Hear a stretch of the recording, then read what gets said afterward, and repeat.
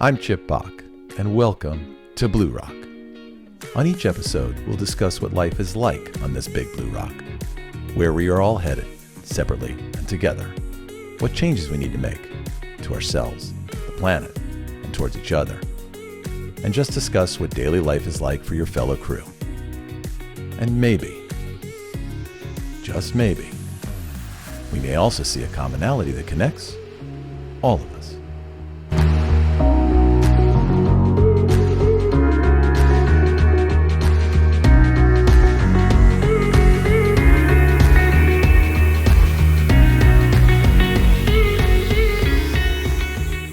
All right, welcome to another episode of BluRock. We have, as we always do, we have all special guests on BluRock. Today I've got a very near and dear guest to my heart that I've known for the last couple of years. I have Celeste Simone on today for what I'm hoping to be a very cool interview with Celeste. Celeste is a vocal teacher and coach.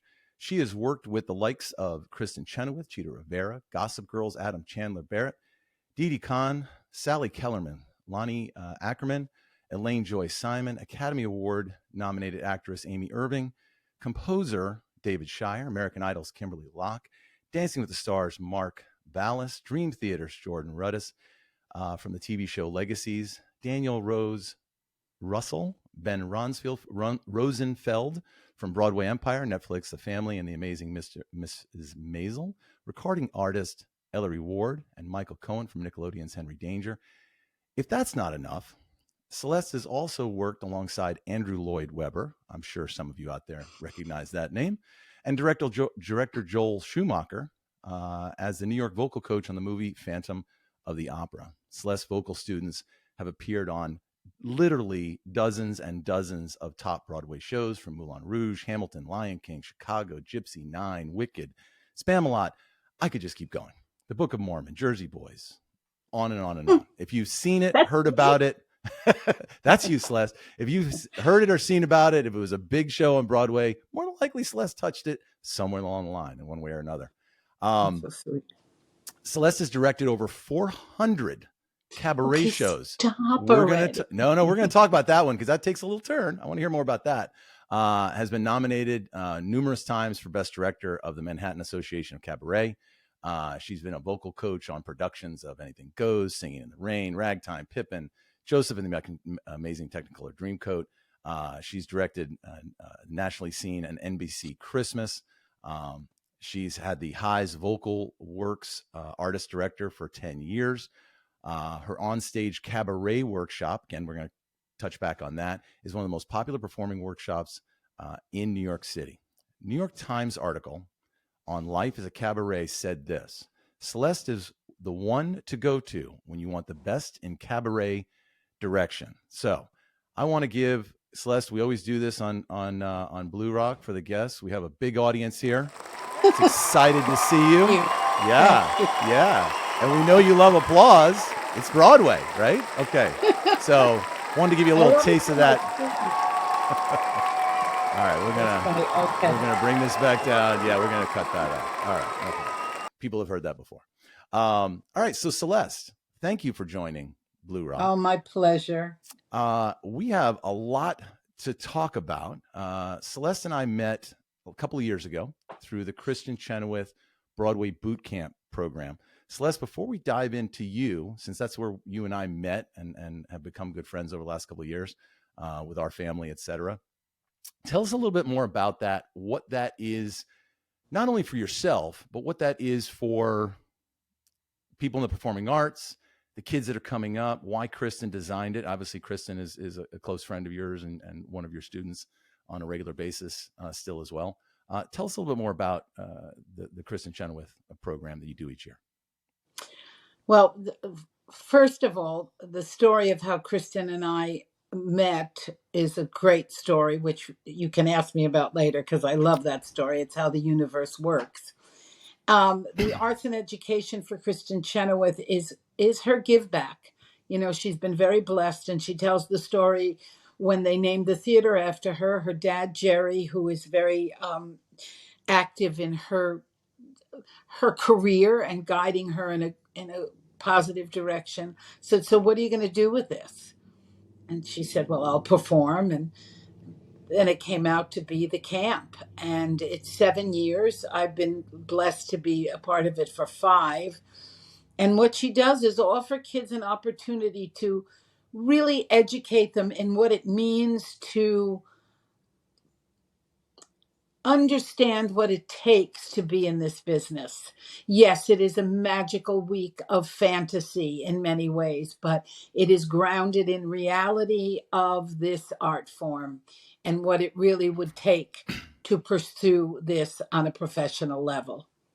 So it's amazing. I mean, she's there to support the kids. Her faculty is extraordinary. And, we filmed a documentary last year, which is in the midst of hopefully being sold. And it's just an amazing week. It's one of my favorite weeks in my whole year because I love the faculty and I love the kids. And you all, for the most part, volunteer your time to go out and do this for the most No, part. she's very generous to us. I'm not saying, mega bucks, but she certainly flies us out, feeds us well, gives us a nice hotel, and there is a salary. She's very good to us. Yeah, what I mean by that is, though, it's not you're definitely taking time out of your normal schedule, how you all normally make your incomes, that type of thing. You're taking time to go out and do this because of how you all feel about it, right? But here's the thing. I'm a teacher. My performance days are over, and thank you, God, they are, because I think that everything that happened in my life happened to bring me so that I could be a devoted and really, hopefully loving and inspirational teacher. The other guys, Michael Orland and Nate Patton and Mary Mitchell Campbell, their job is musical directing on Broadway. And Michael was 16 years American Idol, Nate Broadway. I mean, their job is different. This is a joy to me. It's the epitome of why I became a teacher or why I want to teach. Sure. It doesn't take me that far away from it's not as tedious as sitting behind the piano for 8 hours a day, but it's great. And this year, I had such a gift. They gave me my own studio. It had a piano and a rug and a couch and a mirror. I was like, woohoo! The only bad part, it was right next to the room that had the snacks in it. That was really difficult. Well, it also meant you had a lot of visitors, so that's okay. That's right. I certainly did. A lot of pop-ins. Well, what's interesting about the camp too is it's audition, right? But what I like about it is people automatically assume that because it's audition, that only the best of the best of the best in the world are going to be chosen, and that's not how you guys do it. Can you talk a little bit about that? Well, I have nothing to do with the process, the acceptance process. Okay, but this is what does fascinate me. This year, I had 17 of my students audition. I'm going to say that most of them that got in, I was surprised at some that didn't get in, that were more polished. They did not get in. Sure. They want what I think the magic is of what they see when they're viewing the tapes is potential and passion. Right. And there might be a really polished kid that they see, not for the camp. Some kid that's not as good, but they see something in their eyes or in their wild card when they do the wild card thing of something else they do besides sing and dance, and they're amused by. I mean, I had one kid that he's a mascot for his football team, and it was so funny. Another girl, how she bakes cakes. Right. So I think it's really about, I don't know what it's about. It's what strikes them, and so far they have hit it on the nail. Because sometimes I go, why didn't they take this one? And then I get, I understand why. For me personally, and you and I talked about this, there's an energy, right? I think there's an energy they're looking for that can't be taught, is maybe a good way to put it. Maybe it can be to some extent, but there's something that pops out. As Nate Patton, our family's become good friends with Nate Patton as well. through this program, et cetera. And as Nate said, I think the first I time love Nate. I saw him speak, and for those of you listening, obviously, if you don't know Nate Patton, he's a Broadway MD. Broadway musical director.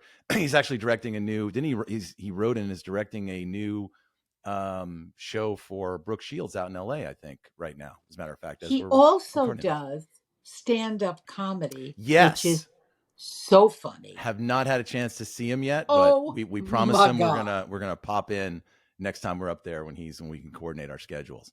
You said something, Brock, that I don't know if this is appropriate to go here, but Kristin is based in something spiritual, and I think that it's that ineffable and undefinable thing that hovers over KCBBC. Right.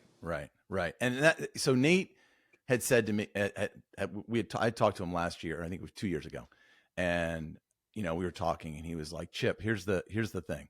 It's people, the way he feels. That's okay. I'll take it all, Celeste. It's fine. It's all love."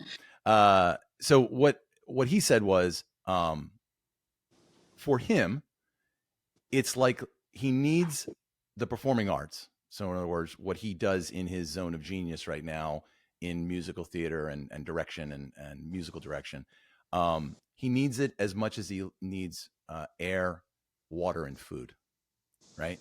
And I don't know that that's everyone that actually is in performing art, whether it be stage, screen, or film.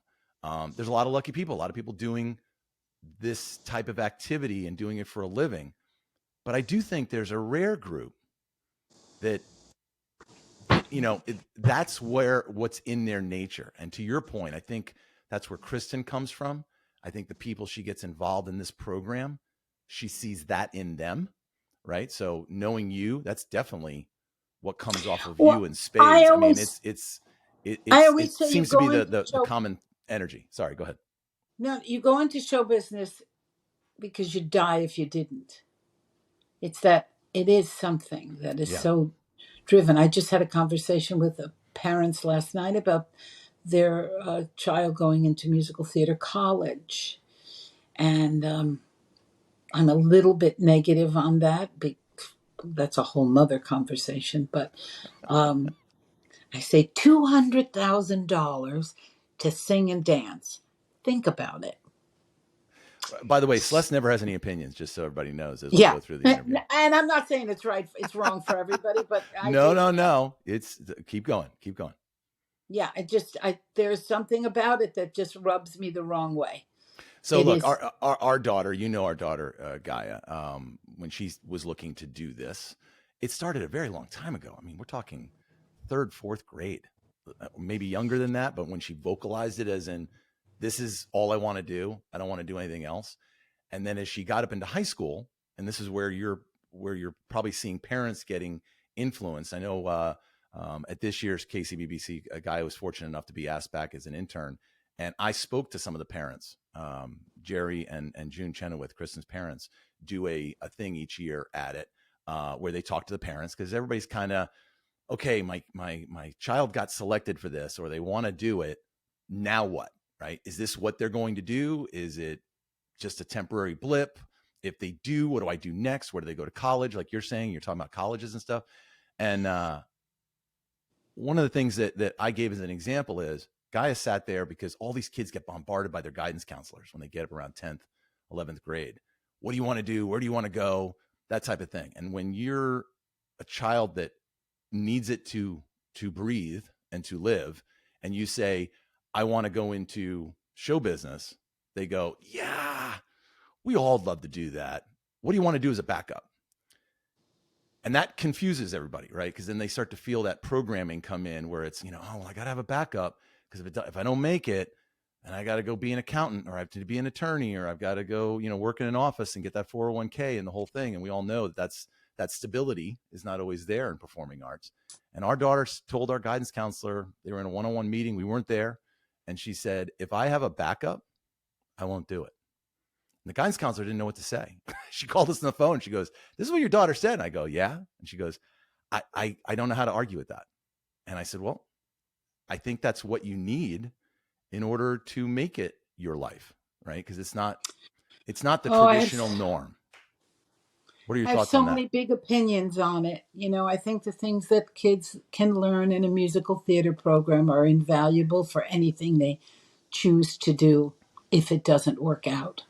I don't believe you need to go to I don't believe everyone needs to go to college for this. I could go on and on about And it. you're referring to a traditional 4-year liberal arts style university. I think you could do both. You can do training, right? Yeah, you can never stop studying. Correct. And I think you can. I understand the importance of college. Why can't you minor in theater? Why can't you major in something else that you love and have passion about and minor in it, or major in it and minor in something else? Or for those who live close to New York City or have the opportunities to be in New York City, take a gap year, get your butt into New York, get on Actors Access and Backstage and study acting, study voice, study dance. You never stop studying. Right. But what happens, and this is just historic, first of all, the voice departments in most college musical theater programs are the weakest departments. They're high, and I really, this is so, I am so opinionated about this, but the only reason I stand on a platform about the healthy voice is that I graduated Manhattan School of Music. I studied opera. That's what I was being trained to do. The minute I graduated, I realized I could make people laugh, and I loved other music. And what happened is I got work right away, and I really destroyed my voice. I had a hemorrhage vocal cord, a cyst in a node. And if it wasn't for the guidance of two very special teachers, I wouldn't have gotten healthy. They didn't have surgery back in the old days. You hold on a second. You retrained. And I say this, nose is running, old lady. So I'm passionate about it. And most of the voice teachers, I'm not saying across the board, but it is a true generalization. They're either adjuncts, they're grad students, or they're classically trained students. And I'm sorry, you don't sing Pascack and Paul, or Jason Robert Brown, or Kander and Ebb the same way you sing Torelli or Caccini, and I'm on the board of directors or I'm former board member of the Bel Canto Institute. That's in residence in Florence, Italy, and it's run by a wonderful woman at the Metropolitan Opera. And I love classical music, but you don't sing it the same way you sing musical theater. And the requirements vocally and the demands vocally are different. And if you've never done it, it's very hard to teach it. I get really upset. And I say to my students, don't ask me for a lesson after your first year in college, because you've just had 4 years of 8-show-a-week technique. Then they go to college and I don't know, they drink the Kool-Aid. And then they have to come back after 4 years of college. And many times, I'm not saying always, but many times then they have to compete in an arena that they are not technically capable of doing 8 shows a week. At the Met, they do 2 shows and they have a couple weeks off. 8 shows a week is a lot of weeks. Yeah. And I don't think people understand that. I mean, I was not raised in a family where we took music lessons, learned music. It was sports, right? I was a competitive sports kid, played NCAA college football, was groomed to go, hopefully at the time, naively, I thought that at 6'1", 210 pounds, I could go play professional football, and then got to college and realized unless I did some enhancements, and I'll just leave it at that, there was no way for me to continue on. However, so there's a statement right there. Correct. Well, look, I'm the first person. If for those of you who follow the podcast, and Celeste, I know you've listened to some too. If you listen to me talk, I do not believe that competition is a natural state for humans, meaning that, yes, competition is part of the life that's been created or programmed into most humans around the globe, probably more heavily in America than anywhere else. But it's not a natural state. As I've said before, the lion on the Serengeti, yes, has a pride and a family that they're trying to take care of, but they have no interest in taking over the entire Serengeti just for the sake of saying everything is mine. Like it doesn't exist. So when we that's a whole nother subject, Chip. Correct. So when we create competition, right, it's hard. And I think part of this whole thing that parents struggle with is that we were programmed. Again, I use that word a lot because I don't have a better word for it. It purely is programming from the time we're little. You go to school, you get good grades. If you don't get a good enough grade, or if you get a really bad grade, they make you repeat that class in order to get until the grade gets better. Then they give you standardized testing, so you're competing against everybody there. Then they use all of that to decide who gets to go to what college. And then on top of all that, where you went to college or whether you went to college or not is now suddenly another competitive alignment, and none of it should matter. We're so ingrained in this competitive society. I'm going to share this with you. I have a son who's 35 years old. When he was in junior high school, he was diagnosed with intellectually gifted with visual and perceptual disabilities. Okay. He made it through, got his Regents degree. I never pushed. I got him tutors. It was painful enough because he was smart enough to know that there was something. Well, when he went off to a not so great college, because at the time, I was never a single mom because his dad was great, but I was the breadwinner. Mm-hmm. I said, this is what we'll do. You go to an honors program at the local community college, and then you can pick a college that you want to go to. So he did very well. He learned how to learn in college. Right. He no longer, then he went on to get his bachelor's degree. It was the best thing. He went away. He really learned a lot. Okay. P.S.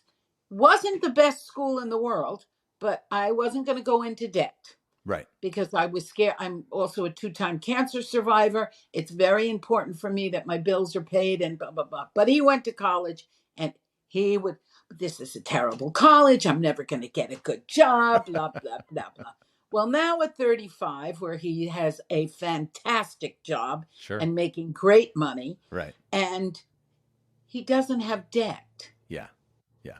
And if he was going to be a doctor or a lawyer, I would have gone into debt for him. We didn't know what he was going to do. Real point being made. I never did. I never have done in my entire life what they told me to do. Right. Right. And base it in integrity, hopefully in integrity, kindness, and love. And it's all worked out. Correct. Who knows what's around the bend? Correct. So far, so good. But that's hard for all of us. Bringing up, we only have one daughter. Both my wife and I come from a family where you didn't have a choice. It wasn't like, hey, you're not, do you want to go to college or not? That was never, as a matter of fact, it was so ingrained. I was the youngest of 5 kids. My father literally, I had signed up for my freshman year in college into what I enjoyed, which was more fine arts stuff. He came in. I don't even know how they allowed him to do this. I came off orientation with my class schedule all set up. He comes up Parents Weekend before it starts, goes and meets with my counselor and says, I want him to mirror the business school. Now, I'm horrible. I was back then horrible at math. My math scores were horrendous. Barely. I did okay on the SATs, but wow, I'm not a math kid. I wasn't going to be a banker or an accountant. And he's changed everything over. Well, long story short, I start classes. He tells me he did this. And I said, why? He goes, well, my friends are all telling me you need to be in the business school. So you want to transfer to the business school. So in order to do it, you need to take all the base classes now so you can mirror and transfer over and all this stuff. Long story short, I finished my first semester. I was almost on academic probation, not because I wasn't a good student. I was taking stuff that doesn't resonate with me. It was a struggle. So I literally went home and said, look, here's the deal. You can tell me you're not going to pay for the rest of college. You can do whatever you need to do, but here's what I'd like to do. And I switched to a fine arts major that was in, I wanted to go into advertising and art in the art department. Now, the school I went to Ithaca College up next to Cornell. And by the way, amazing musical theater program up there. But that wasn't my direction, but it was in fine arts. They had a great fine arts program. So I was classically trained in Italio printmaking and oil painting and watercolor and lithography, sculpture, etc., while minoring in English literature and advertising. Took me about a year and a half to dig out of that academic hole in the point system. But long story short, finished Dean's List, top, 10 in my class when I graduated. And it didn't matter that's what my major was in. But to your point, at least in the 4 years of college, I learned how to learn. And I learned how to follow, desires and kind of listen to my intuition and things like that. And my dad, again, old school guy, would tease me, how's basket weaving class every time I come home for vacation. Well, he'd be very proud of you now. He was. I mean, look, he was very proud after I got out and all of that. And I think he learned a lot through that. But my wife, same thing. She was she lived and breathed performing arts, singing, dancing, the whole thing. Learned to play a couple of instruments, read music, the whole thing. But her dad, nope, you got to go to a 4-year school. You got to get that degree. You got to get that job with, the 401k and the healthcare insurance and the steady paycheck. There's no way we're going to spend money on you to go, learn that. And that was devastating to her. Now, later on in life, here she is now directing original plays. And because of her is how I got in tune with the musical theater side of myself. The people that work for me joke very often, I'll be shutting off the music as I go into a call and it's the soundtrack to Hamilton. Everybody's like, what are you listening to? And I'm like, it's my family. They influence me. I've been programmed by my daughter and my wife, but I truly love it. And I've become a huge fan of live theater, and it resonates with me because of that energy. And that's what I see at the, to circle this all back together, how we started this. Well, I do have a comment to make. KCBBC relating to energy. I do have a comment to make because I spoke of my son. Mm-hmm. When my own parents, my father was an oil trucker who says he got lucky. And my mother was as she called it, a home administrator. I went to Manhattan School of Music Preparatory Division. They supported me unbelievable. When I first wanted voice lessons, my father said, all right, you got to work for it. So on Saturday, he had a workbench and he'd put his shoes out and I'd have to shine his shoes. I mean, how many pairs of shoes can you shine to go to Manhattan School of Music Prep Division? But it taught me a work ethic. Sure. And I talked to my friends I have a dear friend who's a professional cellist, had great success. And we said, what did we think? How did we think we were going to make a living? Right. But this was back in the 70s. Right. I was so grateful that my parents supported this, an apartment in New York City. And the arts, how it worked out, I don't know. But it was a different time. Yeah. Yeah. And it's a little bit harder now than it was 45 years ago. Sure. But it's still, we recognized, because we were struggling when she was, probably 7th, 8th grade, 9th grade, with the concept that she may not go to a traditional college. Now, we sent her to a conservatory. She's in her second year in New York City at an acting conservatory, which she's loving. And from a maturity and learning standpoint, it was vital. But she would have withered had we put her into a liberal arts college, taking English and history and math and, the basic core curriculum and then trying to pick a major and all that stuff. That would never have aligned with her. And bright girl. I mean, 154 IQ, super smart. I mean, academics, not an easy issue, But, now, Chip, I don't think you have to one or the other. I think what the colleges are doing is you can meld passion and maybe, let's say, reality or passion and, whatever, because you can minor in things and still fulfill your need, so you can walk out of college and go either direction.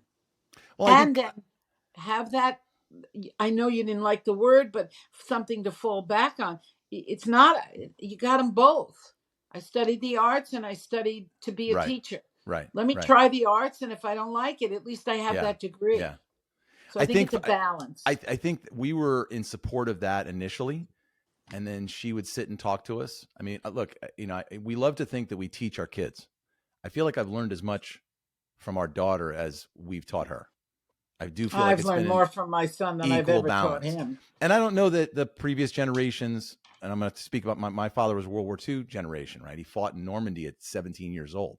When I say I'm the youngest of five, I'm a happy accident. My oldest brother is 20 years older than me. They had 3 kids right in a row, and then there was another accident 7 years later, and then 10 years later, I popped on the horizon. I don't think they were well into their 40s. They had no plan on on Wow. having another child. One of my brothers actually drove my mother to the hospital in labor, and he was already in college. So, Oh my. yeah. But you can imagine that generation, right? They came up through World War II, the kind of rebuild after that global war.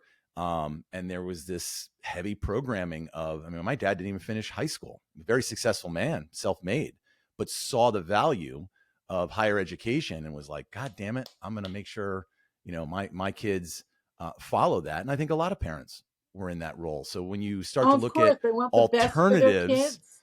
they kind of, I don't know, that's so scary. It's different, do what everybody else is doing, kind of a thing. And so for us, that was our programming, and we learned. And my son would say, he grew up with hearing voice lessons all day. His friends still married with kids will come over and tease me about meow meow and mommy made me mash my M&Ms. And Danny will say, by him seeing what went on downstairs, he said, I'd never want to go into show business. And I was really relieved.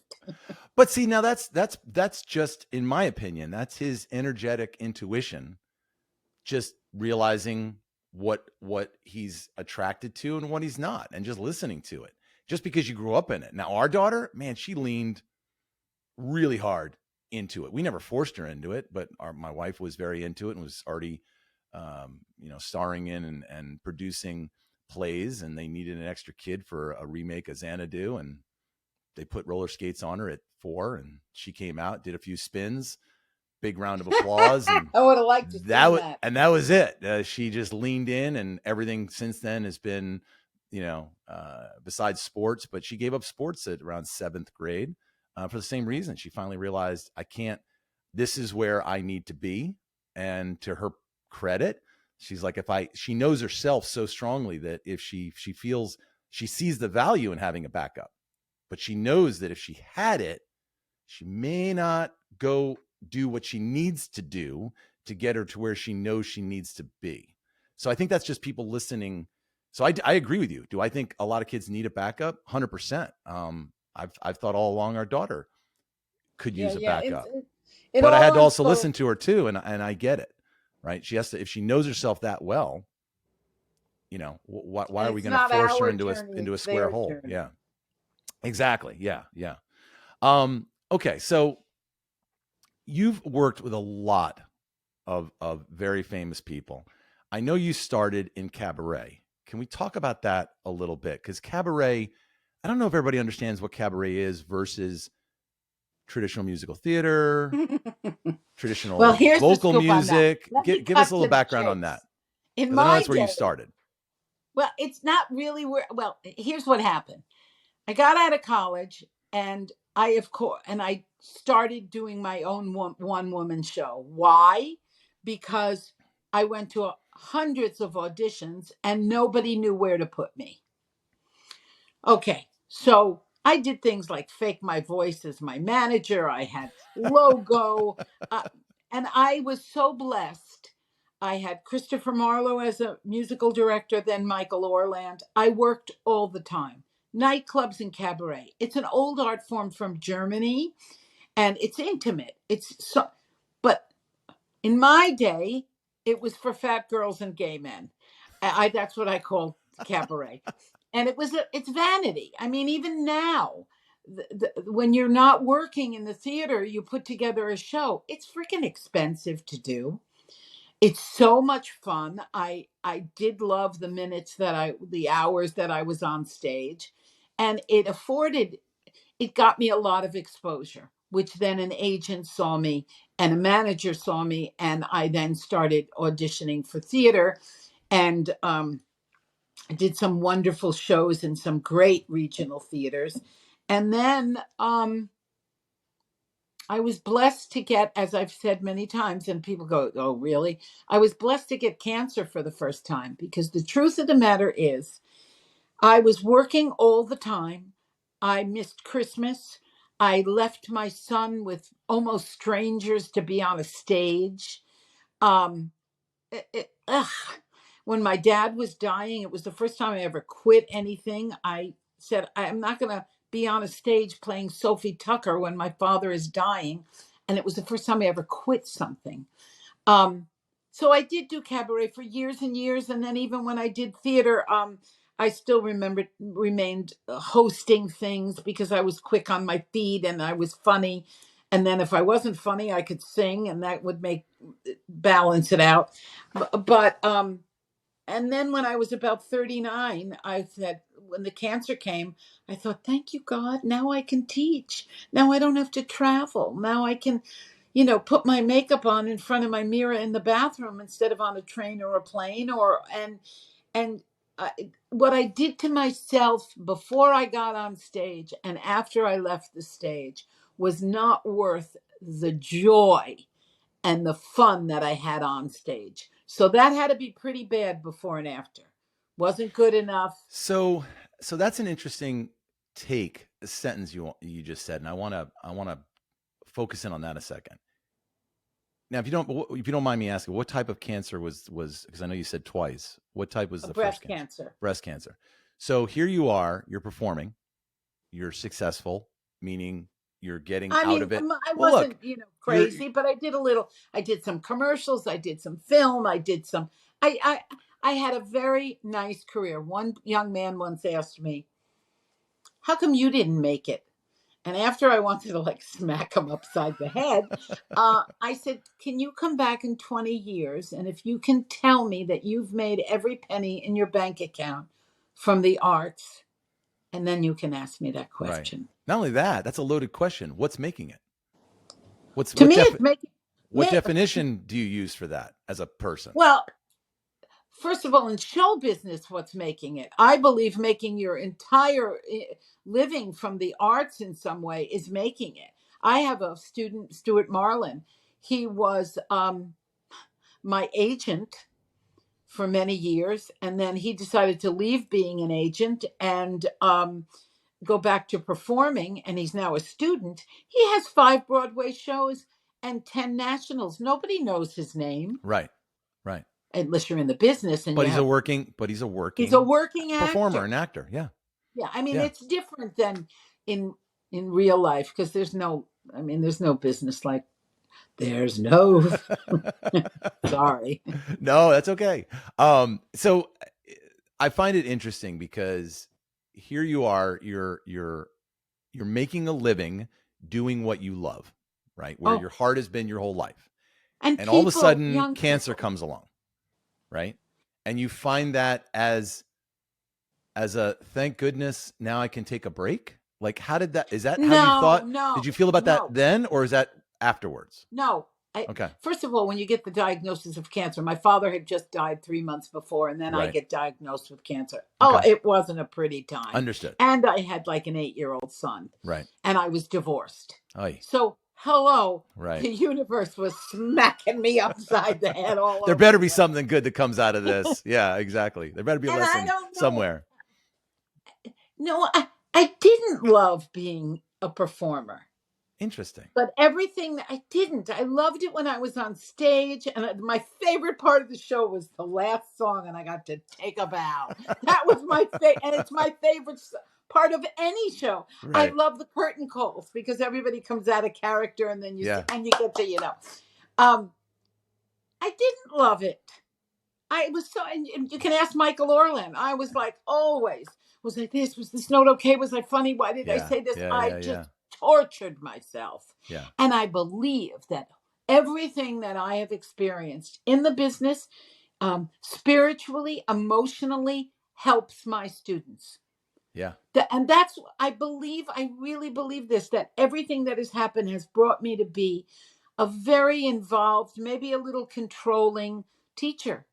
Because I know when my kids have auditions, I know when they have callbacks, and I try to keep up on things. How did it go? And that's what I wanted. I'm connected to people. Do you feel like these things that happened? So let's speak about the cancers. Obviously, horrible thing. Nobody wants that. As you said, couldn't come at a worse time for you at that time in your life. There's never a good time for it, but I'm just saying, when there's definitely people that it feels like it's stacked on, right? Like, hey, I've got this, and now I've also got this now.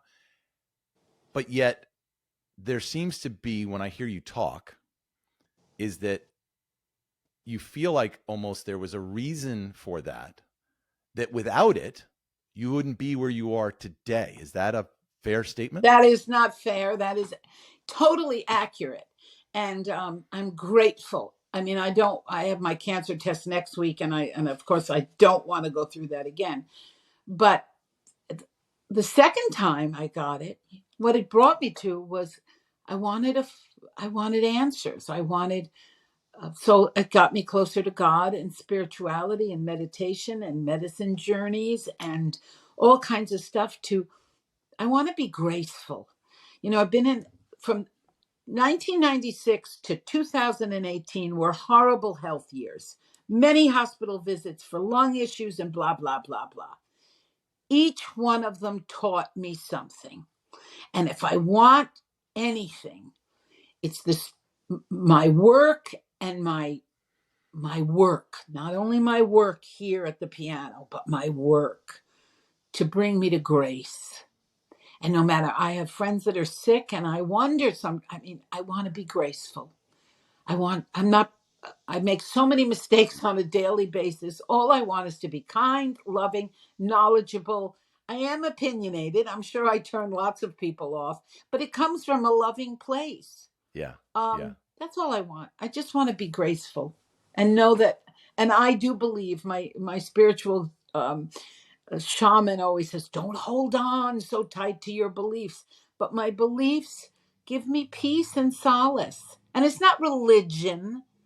It's something far different than, well, maybe it is religion. I don't know. But for me, my belief system makes me walk, hopefully, in this earth. It's probably more, because I found this myself. I mean, I was raised, my father was raised Roman Catholic. His mother was me too.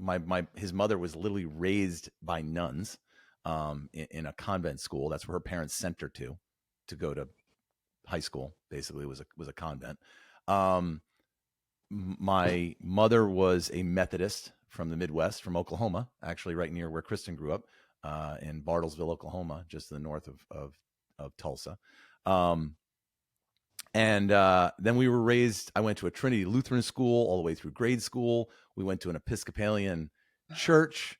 So you got really turned off to God, didn't you? Well, what's funny is I didn't really realize what I recognized that it didn't make any sense, but that's not, when your family is putting you in that, you do what your family tells you to do. You don't really try and question it too much.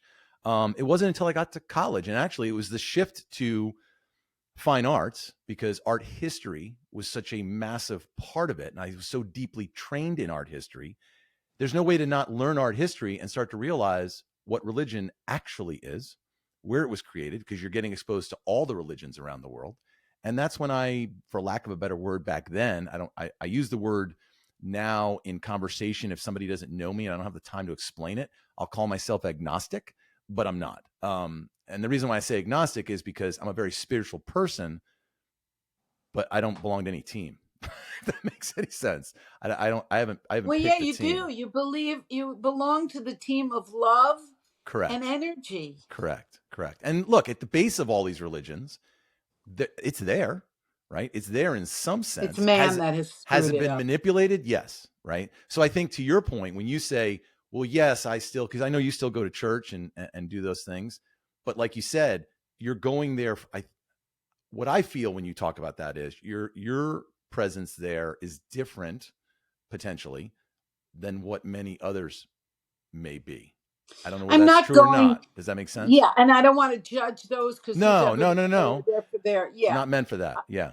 I always walk in and go, let me see through the iniquity of man and let me see my pal. And my pal is Jesus Christ because he Right. was a man that walked the earth that tried to do it in love. Correct. Um, Correct. yeah. A prophet. And I don't walk Yeah. around going, now here's the other thing. I don't go around talking about God and Jesus because it turns people off. Right. My actions. If my actions say, look at her life. Now, it could turn around tomorrow because we don't know what's in store for us. Right. But I have love. I have as secure as you can be. I don't even want to say what I have. I'm happy. Yeah. I'm happy. Yeah.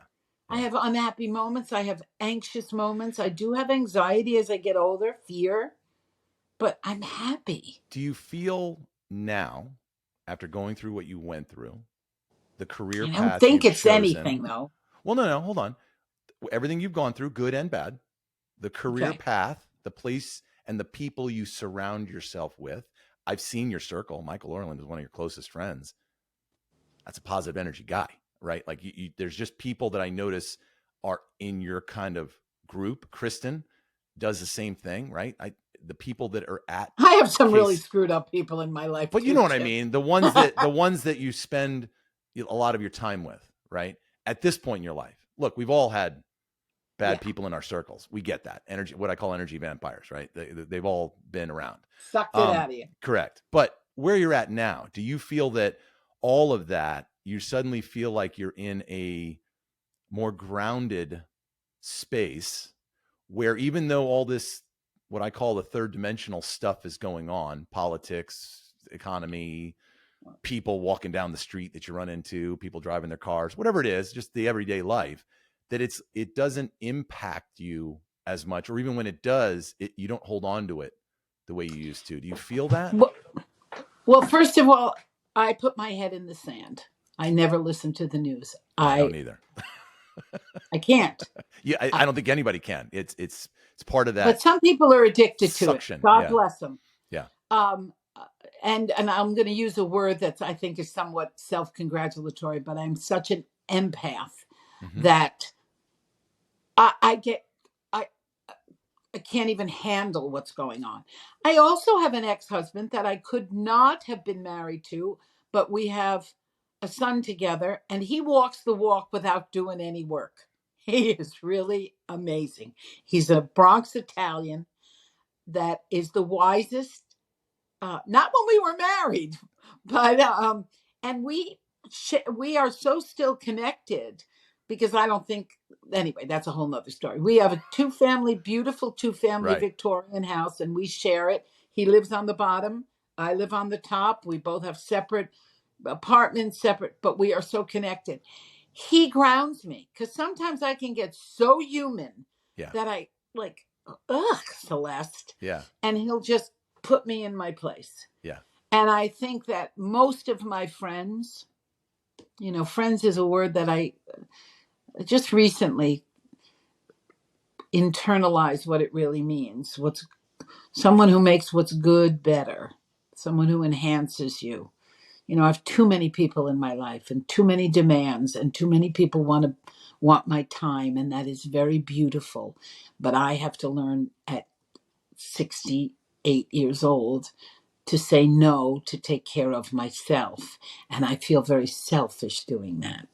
Yeah. Unfortunately, our family struggles with that. I still refer to that as a programming, not so much maybe from our families, but more from society. Yeah. You're made to feel guilty if you're taking care of yourself, which is how are you supposed to, as my wife always says, if you have to fill your cup up. I think it's a Jewish phrase. You have to fill your cup up in order to overflow to others, right? If you don't take care of yourself, how are you supposed to take care of those around you that actually need you? And to your point, you want people to add to you, to add to your cup, so to speak, not be constantly sucking it dry. Oh, To kind of add on to that analogy. But yeah, no, that's I find it amazing that there are certain people like yourself. It's the reason why I wanted to have you on the podcast, is because you're so much more than just what you're doing. You can feel it, you can see it. oh, that's very sweet. To give people an idea, I want to share a couple of. I know Celeste does not like this, but I'm going to do it anyway. There are people that say things about her that are very well established in the performing arts, and I think some of them are very telling. I want to do it really quick, Celeste, if it's okay with you. Yeah, Kristin, quick, really. Kristin Chenoweth, who's I know is a very dear friend of yours. You still actually do vocal training for her from time to time, etc. Kristin says, when I speak about Celeste Simone, I tend to get emotional. Not only is she a fantastic, fun, spirited, kind human being, she's a great teacher and a mentor. I'm always blown away at how much I am still learning from her. I am forever a student. She is always listening, whether it be a consonant problem or a vowel issue, or just plain old voice placement. The most important case she pleads is this: sing what you mean. What a teacher, what a mentor, what a master. Now, one of the things I liked about that quote was sing what you mean. Because I know some of your quotes, you talk about your students when you're teaching people this amazing art and helping them grow in that art. You also talk about the colors of the voice. And what I keep hearing and seeing in all of this that makes you different, or at least unique in what you're doing, is that it's not, you don't have like this pigeonhole that you keep trying to stuff everybody into in order to make them a good singer. You see everybody's voice like a fingerprint. And then you try and take that and expand upon it. But I love the fact that you see voice as colors, because to me, colors are energy and the energy spectrum. And you are teaching your students to translate that. Can you talk? Am I off base, or am I? No, you're on base. First of all, I feel like I'm so lucky. I don't know how any of this happened. I just feel incredibly blessed and lucky. And I'm going to say, you become a good teacher. I think there are many, many good teachers. I don't think, okay, how do I say this? Okay, I think I'm a very good teacher. I have a lot of knowledge. But what makes me more than that, if I can say that, You're allowed. is my love of what I do, my love of the human spirit, and my love of the human voice. I'm just freaking lucky. You know, many of my friends are voice teachers and they're so good. I happen to be at the right place at the right time. I'm passionate. I continue to want to learn. I have ego, but not enough, not ego that I don't admit my vulnerability and steal from other people. You know, um, that's really nice. Kristin said that. I mean, I know that. Yeah, that's really nice. I know what else was I going to say. There are sometimes, now this is a little woo woo. I'll be sitting here in front of a screen, which I always thought, oh, it doesn't have integrity. I don't teach on, and you know. And then the pandemic And here hit, we are. Yeah. Yeah, and thank you God for that, or I would have been in the poorhouse. Um, you know, you learned how to do all the different devices and stuff. Okay, so I thought it had no integrity because I would have people walk up my stairs. I could tell by their hello what kind of day they had. Yeah. I can now do that on the device. But there are some times where I will hear a singer, close my eyes, and Chip, it is not me. I will say something and they'll go, what made you say that? I don't know. Last week I had a young girl and I love her to death. She doesn't open her mouth and she's singing and singing. And I don't know. I said, who are you so angry at? And she burst into tears and she shared with me. Yeah. So I believe when you open up the channels to not only the concrete knowledge, but the energy of the universe, and I know some people go, oh yeah, it guides you and you get answers. Yeah. Like when you woke up that morning with that it wasn't a voice, it was a feeling. It was Yeah. something, Yeah. you need Yeah. to do it. Yeah. And what's I just funny, feel like, oh God, keep me healthy so I can keep doing this. That's all I want. And then if I'm not healthy, how do I do it so I can still enjoy what I have in my, health is everything. Health is everything. have you ever read the book The Big Leap by Gay Hendricks? I have not If you have read not, many, but not that. little tiny book, quick read. Absolutely read it. And the reason why I recommend this so often is because just like in our conversation today, we all share kind of, what do we now realize was holding us back? What do we still struggle with, et cetera? And he breaks it down into, we all have a zone of excellence, a zone of, I want to use the word mediocrity, but that's not the word he uses. It's basically what you could do in your sleep, right? It's like what you're good at. You got good at it a long time ago and it's kind of whatever. Then you have your zone of excellence, which is what you're good at and maybe what you're doing. And then you have your zone of genius. And most people don't ever achieve their zone of genius because of all these self-limiting beliefs. So there's a ceiling that keeps us held back, right? When we get uncomfortable saying, hey, I'm really good at this. For a lot of us, it feels uncomfortable to go, no, I'm really good at this. What I found has helped me do that is that I tap into what you're talking about, which is that energy. And I look at it from the standpoint of, if what I'm saying or doing sounds and feels right energetically, what you did with that student, right? We're usually taught, if you recognize that in her, don't say anything. You might, just do your lesson and move on to the next student. Whereas for you, Oh, no, you intuitively picked up, there's something wrong here. I need to clear that away before we can ever get back to, my zone of genius, being a vocal coach. Right. And so you thought nothing of just doing that. There are a lot of people who wouldn't say anything. They would just muscle through the lesson and move on. So that's your zone of genius, is when you're doing more than just applying your knowledge. Does that make sense? Oh, yes. Two things to say on that. You spoke about programming. Mm-hmm. My program from my father was self-praise is like no praise at all. It's very hard for me to give myself accolades. It's like that for everybody. A lot of people are like that. Yeah. Yeah. Second thing is this: truth and love, truth and nasty. In the last 3 days, two things, and I'll make it fast, have happened. One girl is preparing for college and she is not working. And I laid it into her. Did I lay it into her because I wanted to be mean? No, I laid into her because, and I wasn't nasty, but I said, look, if you're not practicing, somebody else is.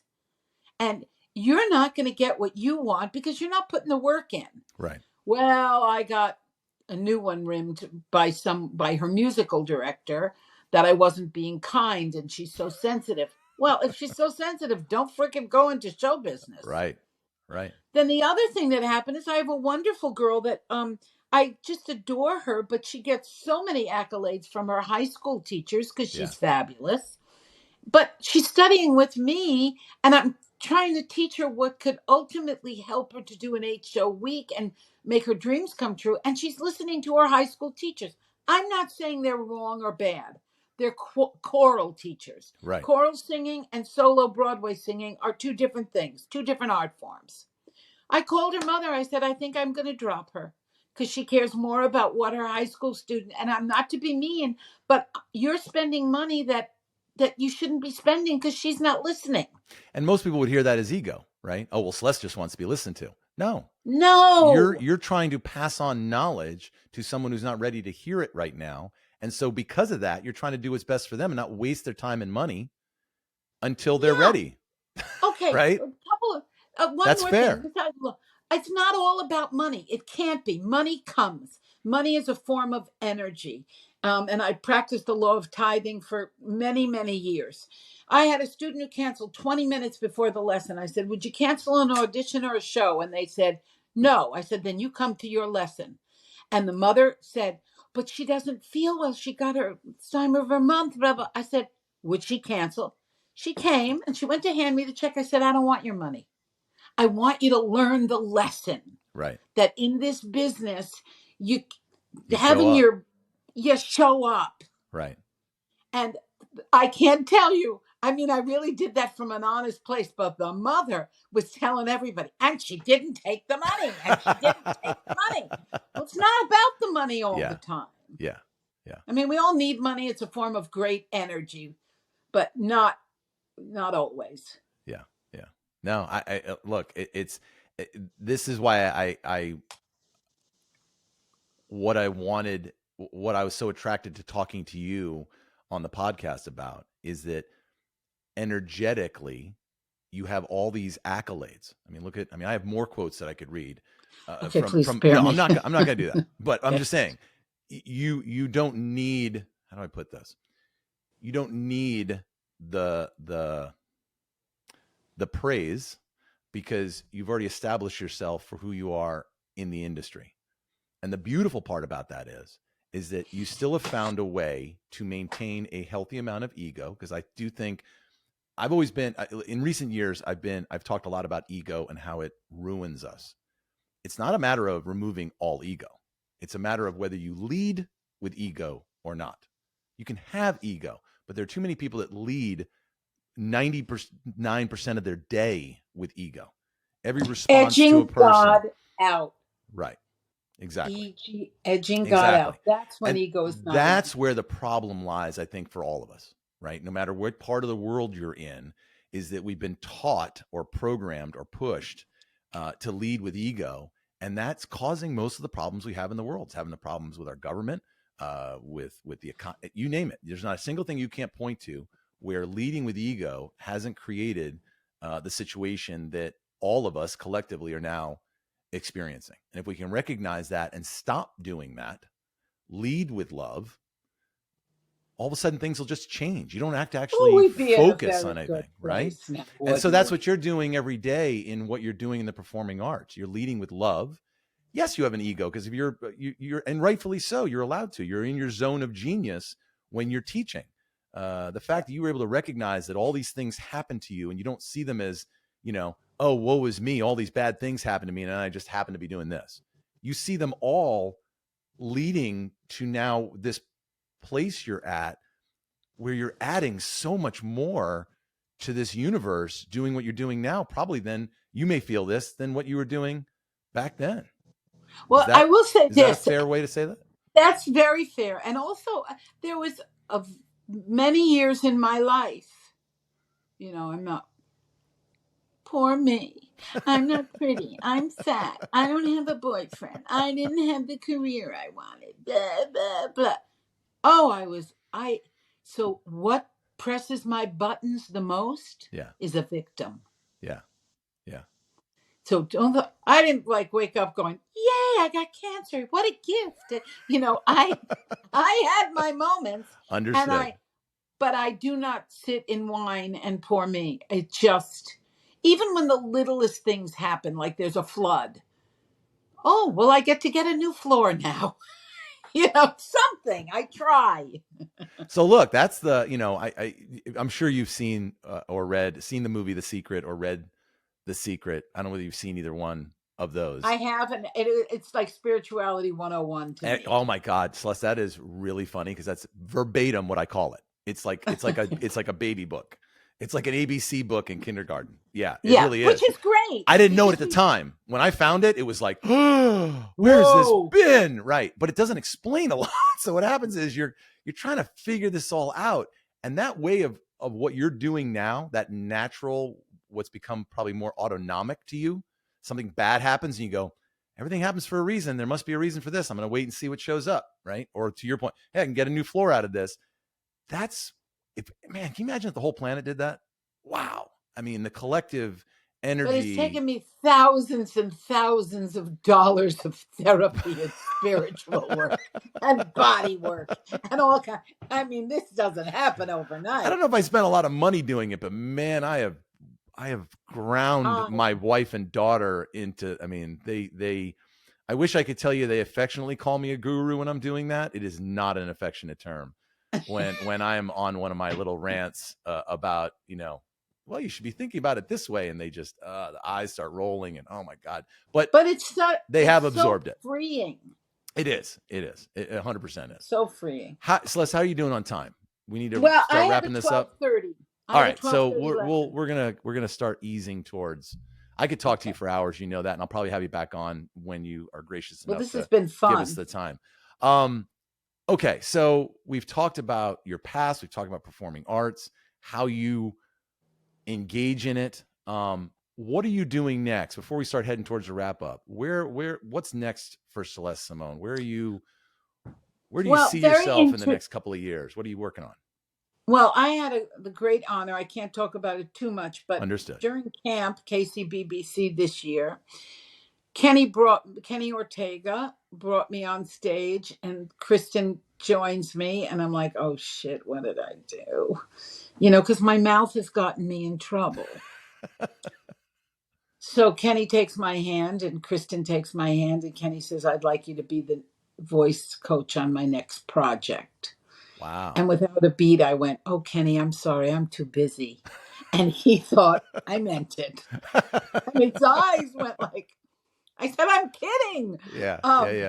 I haven't signed a contract yet. I don't know what the details are, but I am honored that come the spring, I will hopefully be working with Kenny on his next project.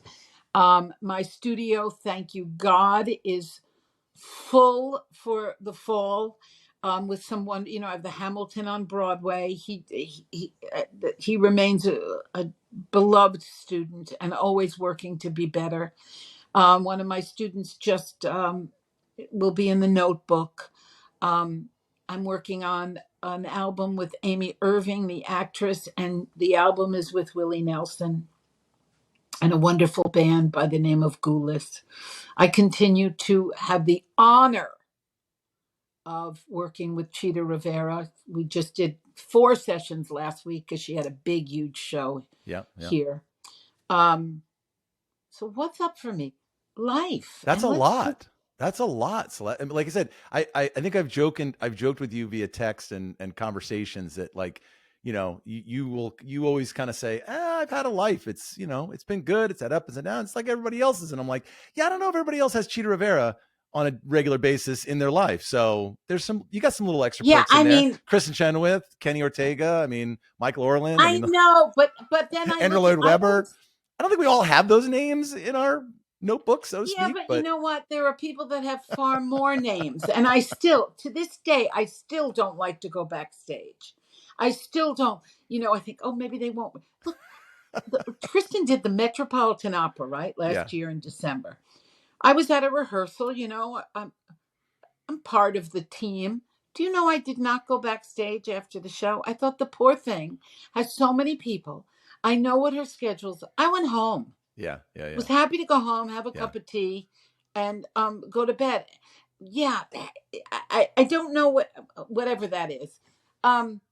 It's just because it's what you do. It's I think for you, it's who you are. It's your essence is a good way to put it, right? Some people, it feels like you're doing it for the right reasons. How's that? It feels like everything you do is grounded in love, and energy. And if you just stay there, everything just kind of.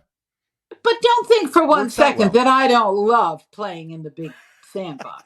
Of course you do. Who wouldn't? Of course. I love playing in the big sandbox. But is it what I thought it was going to be? No. I wish I was 20 years younger when this happened. Yeah. I wish I still lived in the city because there are so many things that I would love to go see and do. But now even though it's not a big ride into the city, it's the parking, it's the traffic, and the choice. I just got invited to something the other night, and I thought, before you say yes, Celeste, really think about what that means for your day. And I said, no, I would have rather been home and not drive at 11 o'clock at night on the Palisades and blah, blah, blah. Yeah. So I have ego. I love where I'm at. If it goes away tomorrow, I have the memory of it. Yeah. Just don't take away my health and my passion. Yeah. The end. So I think that's a good place to wrap this up. There's more I want to talk to you about, but we're gonna save that. Celeste, what I tend to do at the end of most podcasts is I'm going to ask you 3 separate words. You can answer with a word, a sentence, whatever comes to your mind. When I say the word peace, what pops into your mind? God. Okay. When I say the word love, what comes up? God. Good. And this one, we'll see if it's the same answer. My definition of God. Understood. You know. Aloha. Ho ho. Goodbye. Good. Well, listen, Celeste, thank you so much. As always. Thank you. God bless you. I am and your work. So excited that you're a part of our family now. Vice versa, and your daughter's journey. And we like I said, you are forever a part of our family, energetically and otherwise. And thank you for taking the time today out of your busy schedule. For those of you watching and listening, this has been Celeste Simone.